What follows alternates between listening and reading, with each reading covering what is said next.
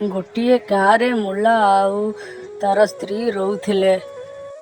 ଥରେ ମୁଲା ନସିରୁଦ୍ଦିନ ରାସ୍ତାରେ ଯାଉଥିଲେ।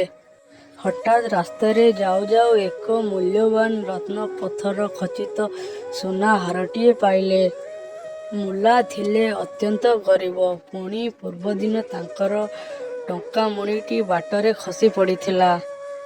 ତେଣୁ ସେ ଭଗବାନଙ୍କୁ କୃତଜ୍ଞତା ଜଣାଇ କହିଲେ, ପ୍ରଭୁ ତୁମେ ମୋ ପ୍ରତି ସୁନଜର ରଖିଛ, ନହେଲେ କାଲି କ୍ଷତି ଆଦି ଭରଣ ହୋଇ ଆହୁରି ଲାଭ ମିଳିଲା କେମିତି? ମୁଲା ଘରକୁ ଫେରି ନିଜ ସ୍ତ୍ରୀଙ୍କୁ ସୁନାହାରଟି ଦେଖାଇ କହିଲେ, ଦେଖ ଏହି ହାରଟି ଭଗବାନ ଦେଇଛନ୍ତି। କାଲି ମୋର ଟଙ୍କାମୁଣିଟି ହଜିଗଲା ବୋଲି ସେ ଆଜି କ୍ଷତି ଭରଣ କରିଛନ୍ତି।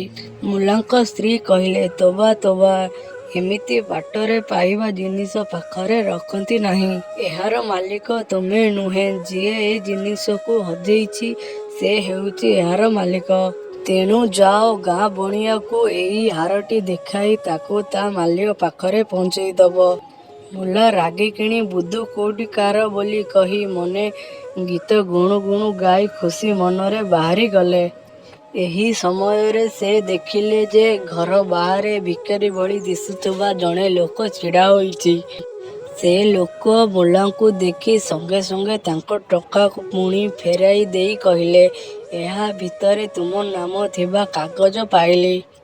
ଏହା ତୁମର, ତେଣୁ ଏହାକୁ ନିଅ। ମୁଲା ଟିକିଏ ଅଟକି ଗଲେ। ସେ ଲୋକକୁ ନିରୀକ୍ଷଣ କରି କହିଲେ, ତୁମେ ତ ଅତ୍ୟନ୍ତ ଅଭାବୀ ଭଳି ଦିଶୁଛ। ଏ ମୁଣିରୁ ଟଙ୍କା ନ ନେଇ ଫେରାଇବାକୁ ଆଣିଲ କାହିଁକି?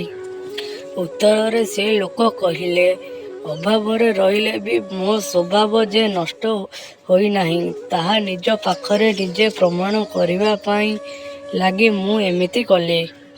ମୁଲା ଏହା ଶୁଣି ତତ୍କ୍ଷଣାତ୍ ଘରକୁ ଫେରିଲେ ଏବଂ ସୁନାହାରଟି ଧରି ବାହାରି ଗଲେ। ଏହା ଦେଖି ତାଙ୍କ ସ୍ତ୍ରୀ କହିଲେ, କୁଆଡ଼େ ଯାଉଛ? ମୁଲା କହିଲେ, ଅଭାବରେ ବି ମୋ ସ୍ୱଭାବ ଠିକ୍ ଅଛି। ଆଜିର ଅନୁଚିନ୍ତା। ଯେଉଁ କାମରେ ଆନନ୍ଦ ମିଳେ ସେ କାମରେ ପାରଦର୍ଯ୍ୟତା ହାସଲ କରି ହୁଏ।